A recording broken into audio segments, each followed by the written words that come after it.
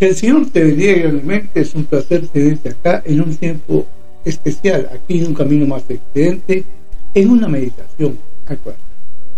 Damos gracias al Señor por cada uno de ustedes, realmente. Estamos estudiando el libro de los Hebreos, capítulo número 10. Ya hemos estudiado lo que es desde el capítulo 1 hasta el capítulo 9 del día de ayer. Hoy seguimos con el capítulo número 10 de los Hebreos. Recordando siempre, y es muy importante tenerlo muy presente, que este capítulo fue escrito por el apóstol a los Hebreos, una epístola especial hacia ellos. Recordando que el apóstol, quien lo escribió, tenía amplio conocimiento de la ley, y por eso él decidió enviar una epístola a ellos en particular. En esta epístola a los Hebreos hemos estado viendo la situación de cómo está la transición del tiempo de la ley al tiempo de la gracia. Y es importante de notar. ¿Por qué? Porque en estos tiempos nosotros tenemos conocimiento de lo que pasó en el Antiguo Testamento y también lo que sucede en el Nuevo Testamento. Estamos leyendo la Biblia de tal forma que podamos comprender cómo Dios estuvo actuando en cada uno de estos puntos por medio de sus discípulos, que es muy importante tenerlo presente en nuestras vidas, para poder así entender y comprender el propósito principal que Dios tuvo de tantas situaciones que se dieron, y cómo irnos orientando por medio de su palabra, la Biblia, por medio de lo que los apóstoles escribieron, en este caso el apóstol a los Hebreos, y vemos cómo Dios trató desde un principio hasta el tiempo del Nuevo Testamento, empezando con los 4 evangelios, donde vimos la vida de Jesucristo, desde que Él comenzó hasta que Él ascendió al cielo, y los hechos de los apóstoles, como fueron la transición de cada uno de ellos, llegando hasta el apóstol Pablo, conocido como Saulo de Tarso, quien escribió desde el libro de los Romanos hasta el libro de Filemón, epístolas, concluyendo con Hebreos. Así es que es muy importante que tengamos eso presente en nuestra vida. Pero antes de comenzar con este capítulo, invito, acompáñeme a orar en este momento. Padre Celestial, Padre de la Gloria, te damos gracias, Señor, una vez más, infinitas, Señor, por tu gran misericordia, Señor, por tu gran bondad que tienes para con la humanidad, Señor. Bendice, Dios, a cada persona en este mundo, porque sabemos que todos, sin excepción, necesitamos de ti, Señor. Y tú te has manifestado desde tiempos antiguos hasta el tiempo de Jesucristo, y todavía en estos tiempos de esperanza de vida por medio de Jesús, nuestro Salvador personal. Padre, te pido, Dios, que sea tu Espíritu Santo quien tome el control de todo este asunto, de este tema de la predicación, Señor, y que siempre tengamos presentes que en el momento que recibimos a Cristo en nuestro corazón, su Espíritu está en nosotros, y que es el que nos enseña y nos corrige, que nos redarguye de toda maldad. Bendice, Dios, a cada persona. Prepara nuestros corazones para recibir tu palabra. Por Jesucristo, Señor, te lo pedimos y te lo agradecemos. Amén y amén. Mi amigo y mi amiga, mi hermano y mi hermana, preparémonos, porque este capítulo número 10 trae muchas situaciones que nosotros debemos tener muy presentes. Recuerde que somos como espectadores. En estos momentos usted y yo vamos a leer su palabra. Vamos a estar, como quien dice, observando todo lo que está ocurriendo en este momento, cuando el apóstol le escribió el capítulo 10 a los Hebreos, dando a entender y comprender que iba a haber un cambio fundamental en toda la creencia para ellos en Hebreos en ese tiempo, en esa línea de tiempo. para nosotros es algo que estamos observando. ¿Qué fue lo que ocurrió? ¿Cómo fueron sus hechos? ¿Qué fue lo que ocurrió? ¿Qué fue lo que habló este apóstol con los hebreos? Y todas las instrucciones que él iba plasmando en este. Es muy importante tener ese concepto. ¿Por qué? Porque muchas de las famosas organizaciones religiosas han tratado de ir tergiversando su palabra. Llegan hasta ciertos puntos, pero cuando llegan los puntos donde realmente les demuestra a la humanidad que andan en forma errónea, ellos simplemente los inhiben o tratan de pasarlos por encima a no tocar mucho el tema. ¿Por qué? Porque no les conviene. No les conviene que las personas nos demos cuenta realmente de el propósito que tienen aquí. Y lo he dicho muchas veces y no me cansaré de decir. Ese propósito es como robarles el dinero a las personas. Tienen que aprender que el evangelio no es para usarlo como una forma de ganancia. Y se llaman ganancias deshonestas, porque la palabra de Dios no va así.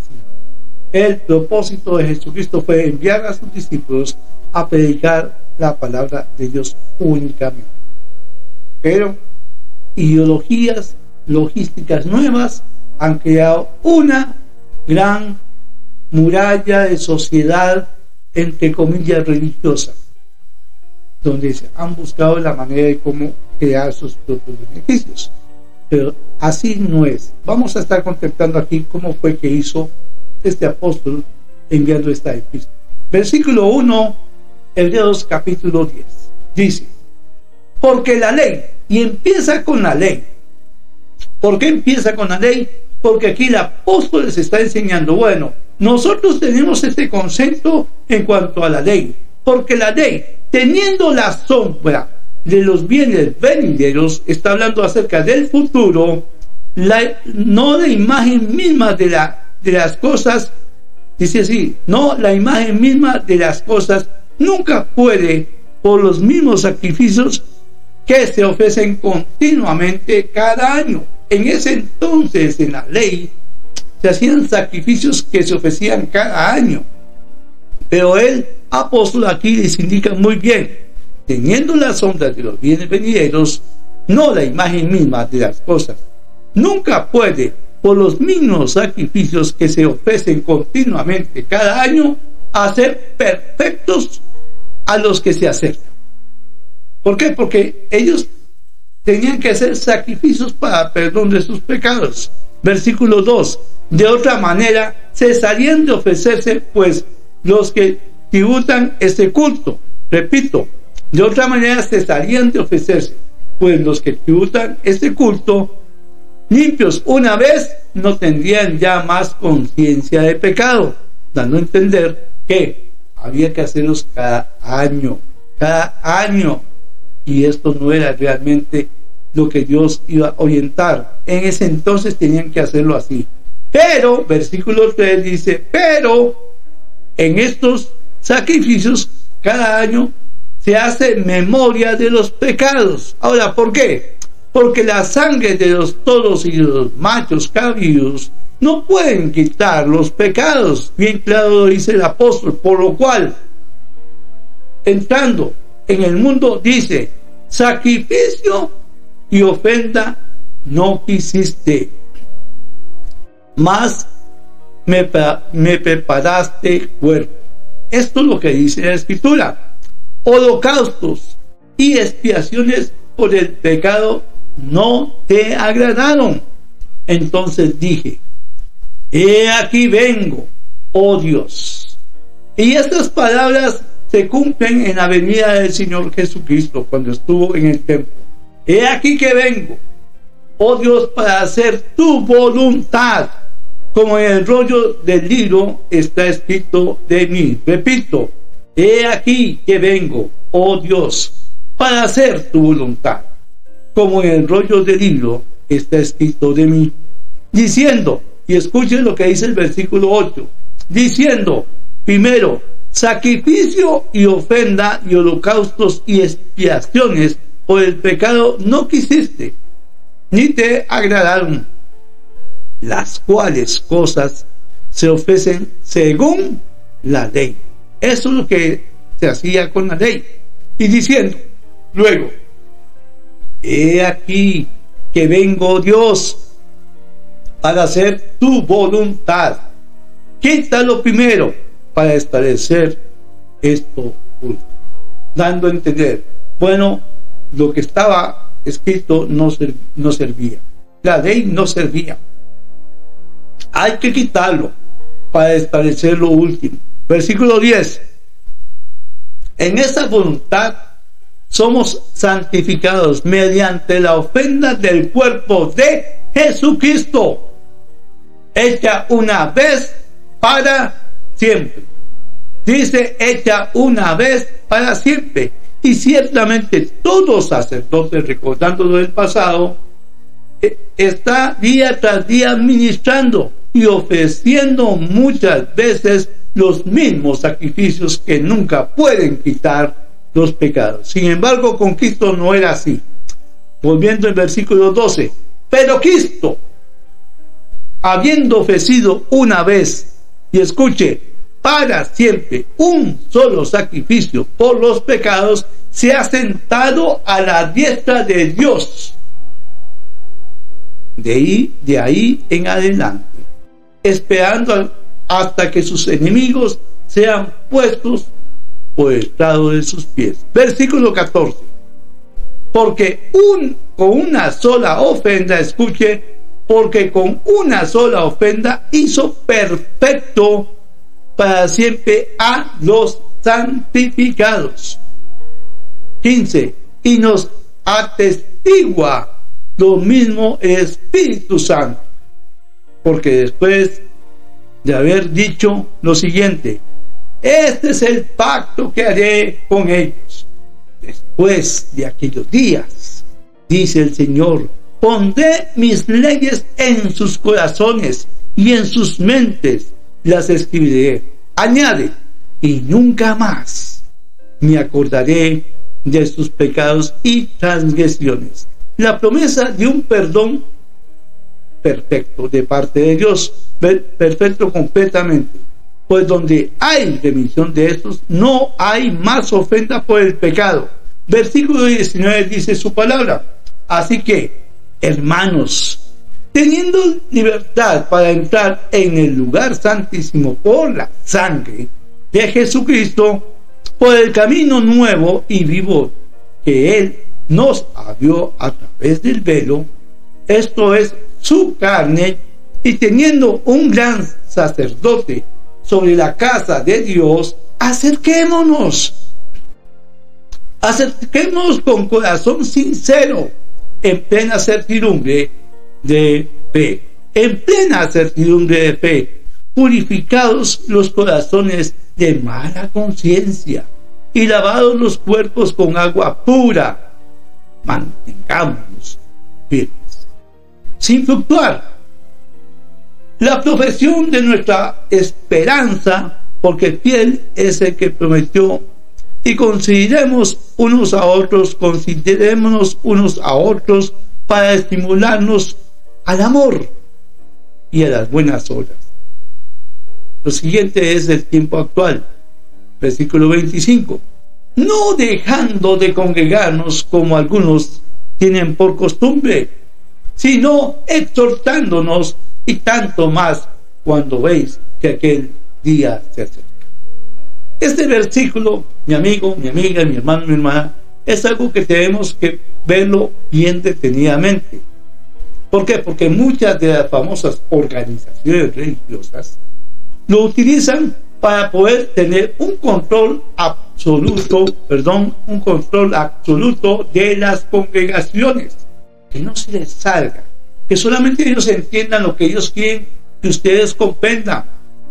No se dejen engañar.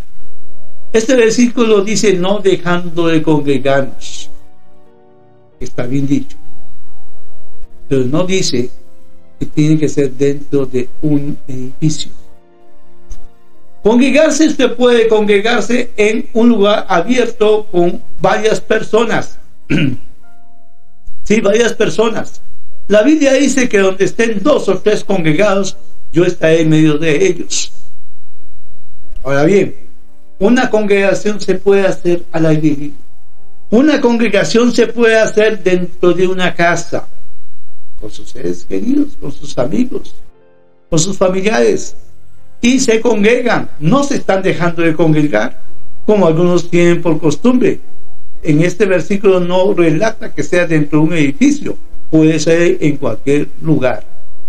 Y se han atrevido a tomar este versículo para que esas congregaciones tomen el control absoluto. Ahora bien, no digo que sea malo congregarse en un edificio, no lo digo, pero la forma en que lo toman ellos para poder tomar el control, eso es lo malo. Ok, ya les digo por qué. Sino exhortándonos, y tanto más cuando veis que aquel día se hace. La reunión entre hermanos, entre fieles, entre cristianos, puede hacerse en cualquier lugar. Quedamos entendidos con eso. Nos reunimos, nos congregamos y hablamos de la palabra de Dios, como ahorita lo estamos haciendo en la forma virtual. Muchos critican, pero ¿cómo? Forma virtual. Sí se puede predicar. ¿Sabía usted que Dios utiliza diferentes formas y maneras para poder comunicarse con el mundo entero? Y Él dijo que esta palabra iba a ir hasta el fin del mundo. Y usted y yo no podemos ir hasta el fin del mundo, por muchas razones.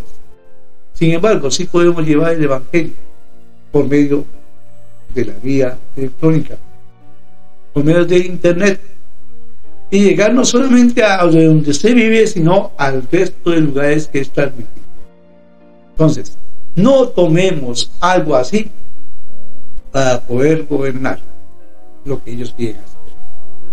Dice así, otro versículo que toma muy claro. Perdón.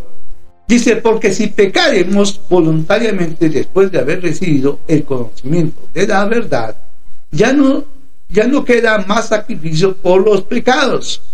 Ok, analicemos. Porque si pecaremos voluntariamente después de haber recibido el conocimiento, ¿cuál es ese conocimiento? De que usted conozca quién es el Señor Jesucristo. Somos hombres que necesitamos recibir a Cristo, hombres, mujeres, niños, ancianos, de recibir a Cristo. Si usted recibe a Cristo en su corazón, Él perdona sus pecados, todos los del pasado, todos los que están en el presente. Dios se los perdona. Pero si podamos volver, porque todos somos expuestos en este mundo a vituperios, dice su palabra, y una persona que diga que no voy a volver a pecar, está mintiendo. ¿Por qué? Porque podemos ser tentados y también podemos decaer. ¿Por qué? Porque nuestra situación todavía no está muy bien con el Señor. Una persona que acaba de aceptar a Cristo puede caer en un pecado. ¿Por qué? Porque está todavía siendo un bebé en lo que se refiere a haber aceptado a Cristo. Ahora bien, ¿qué pasa con una persona que tiene años? Y usted ha conocido diferentes situaciones de personas que han sido creyentes muchos años, pero llega el tentador, ¡pum!, y estaba en su momento difícil, que como quien dice, mírame y no me toques. Apenas fue que me tocó y caí. Cualquier persona es tentada. ¿Por qué? Porque les repito, Jesucristo fue tentado, sin embargo fue sin pecado. Nosotros somos tentados, y ¿quién de nosotros no hemos caído tal vez en una debilidad, en una tentación? Sin embargo, eso no significa que Jesucristo, cuando entró en su corazón, porque usted pecó, salió de su corazón, Él va a estar ahí. Él le va a ayudar en los tiempos más difíciles de su vida para continuar adelante y seguir su vida cristiana. Lo importante es no estar caído en el pecado, sino levantarse y seguir adelante, porque nuestra meta es continuar hasta el fin del tiempo. hasta el fin del tiempo, cuando Cristo venga o nos lleve a su presencia. Ahora bien, una persona que peca y peca y peca y peca y peca, tiene que examinarse a sí mismo realmente, si recibió o no a Jesús. ¿Por qué? Porque hay personas que creen que han recibido a Cristo. Tal vez en el momento cuando tomaron su decisión fue por presión, fue por complacer a una persona, fue porque ella, la gente, y toman su decisión no de la manera correcta y caen en pecado. Hay creyentes que, a pesar de que son creyentes de años, también caen en pecado. Todos estamos expuestos. ¿Por qué? Porque por algo dice en 1 Juan 1:9, si confesamos nuestros pecados, dice que Él es fiel y justo para perdonarnos y limpiarnos de toda maldad. Podemos estar confesando esos pecados y pedir perdón. Sigue diciendo la parte final: ya no queda más sacrificio por los pecados, sino una horrenda expectación de juicio. En la palabra de Dios se enseña que el ser humano, todos, tenemos que llegar a la presencia de Dios. Va a haber un juicio para justos y un juicio para injustos, y tenemos que ser juzgados según nuestras obras. Ahora, es diferente el juicio para los justos, porque son personas que creyeron, pero Dios va a reclamar sus hechos a cada persona. Para los injustos, aquellos que nunca quisieron recibir a Cristo, y ahí va a ser un poco más difícil, porque dice: y de hervor de fuego que ha de devorar a los adversarios. El siguiente parte del versículo 28 en adelante va a relatar acerca del tiempo de la ley, va a relatar acerca de la ley de Moisés. Pongámosle atención. Dice así: el que viola la ley de Moisés, ahora sí, en el tiempo ese, vamos al tiempo de Moisés. Recuerde, línea de tiempo. Es importante ir diferenciando cuando la Biblia habla acerca de línea de tiempo. Ahorita está hablando acerca de la ley de Moisés. Hace un tiempo atrás estábamos hablando del libro de los Hebreos. Acuérdense que el libro de los Hebreos es un tiempo donde el apóstol tiene que hacer reflexión del tiempo antiguo de la ley al presente, al tiempo transitorio hacia el tiempo de la gracia, fuera de la ley. Y él dice, versículo 21, el que viola la ley de Moisés, ¿de qué está hablando? De la ley de Moisés, por el testimonio de 2 o 3 testigos, muera irremisiblemente. Era algo tajante, era algo que tenía que cumplirse. El que viola la ley de Moisés. Antes era más difícil. Antes, si usted violaba esta ley, y de una vez muere irremisiblemente. Es como está escrito. Ahora bien, hace la comparación al tiempo actual presente. ¿Cuánto mayor castigo pensáis que merecerá el que pisoteare al Hijo de Dios y tuviere por inmunda la sangre del pacto, del nuevo pacto, en la cual fue santificado, e hiciere afrenta al Espíritu de gracia? ¿Qué dice su palabra? Porque por gracia sois salvos. Está haciendo una advertencia muy grande, y lo repito: ¿cuánto mayor castigo pensáis que merece el que pisoteare al Hijo de Dios? Y aquí hago un paréntesis. Mi hermano y mi amigo, tengamos cuidado, porque hace una advertencia. ¿Cuánto mayor castigo pensáis que merece el que pisoteare al Hijo de Dios y tuviere por inmunda la sangre, esa sangre preciosa del Señor Jesucristo, que Él derramó en rescate suyo y en rescate mío, del pacto en la cual fue santificado, e hiciere afrenta al Espíritu de gracia? Versículo 30. Pues conocemos al que dijo: mía es la venganza. Repito, mía es la venganza. Yo daré el pago. ¿Quién dice? Dice el Señor. Y otra vez, el Señor juzgará a su pueblo. Tarde o temprano, Él va a juzgar a su pueblo. Y advierte, horrenda cosa. Horrenda cosa es caer en las manos del Dios vivo. Tengamos cuidado. Versículo 32 dice, pero traed a la memoria los días pasados. O sea, vayamos al tiempo pasado.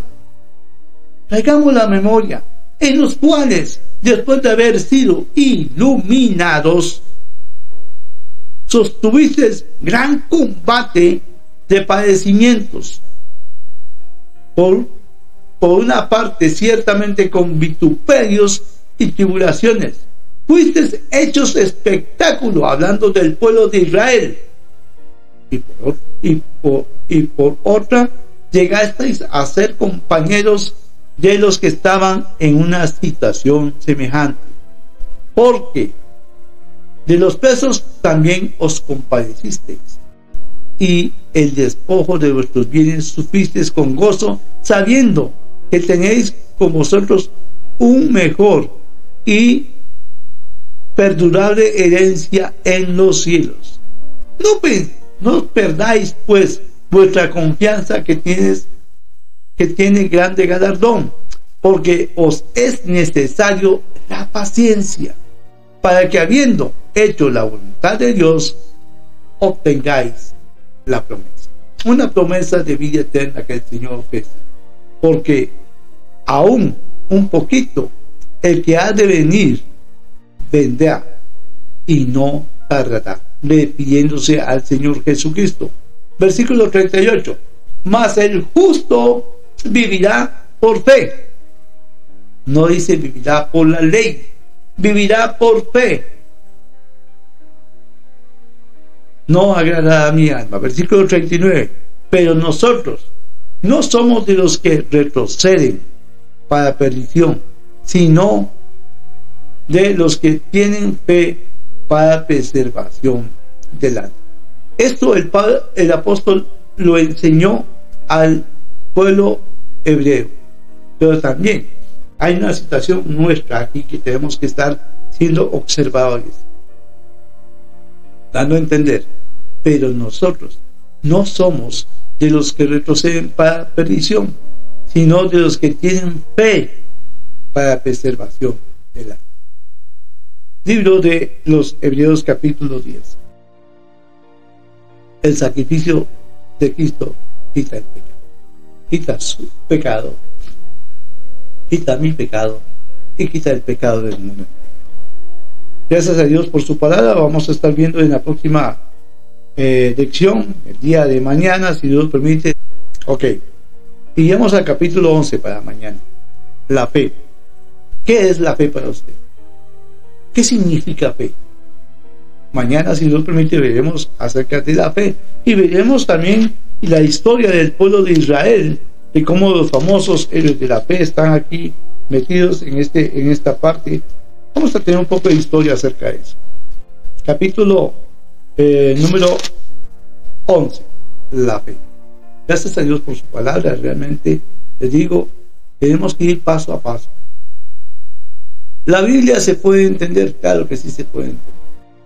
La Biblia, si usted la lee pidiendo al Espíritu Santo que le ilumine, Él le va a iluminar, Él le va a enseñar, Él le va a corregir, le va a redarguir de todo mal. Pero tenemos que dar el chance que es el Espíritu Santo que nos enseñe. Recuerde, el hombre puede engañarlo. Las iglesias en la actualidad da lástima. Lástima ver cómo perdieron el horizonte realmente de la predicación de la palabra de Dios. Se han ido por la parte monetaria, económica. Como dice el dicho, ¿cuánto tienes? ¿Cuánto vales? Y no se trata de eso. Es hora que las iglesias reales, la iglesia de Dios y no de los hombres, se haga presente y pongan claro realmente cuál es la posición que dice la palabra de Dios y no lo que los hombres están tratando de vender robar a los demás. Por eso, Padre Celestial, Padre de la Gloria, te damos gracias una vez más por tu palabra, Dios. Gracias, Señor, porque en ellas aprendemos la verdad que tiene que ser tal y cual es, tan clara, no la verdad que el hombre quiere tratar de ver cómo roba el dinero de las demás personas, sino la verdad de tu palabra, de una verdad única, de una verdad que me da vida y esperanza por medio de Cristo. Padre, te pedimos, Dios, tu bendición, guarda a cada persona, Dios, y que cumplas el propósito de tu palabra. Por Jesús, Padre, te lo pedimos y te agradecemos. Amén. El Señor me lo bendiga grandemente. Gracias por estar acompañándonos aquí en un camino más excelente, en una meditación. Bendiciones.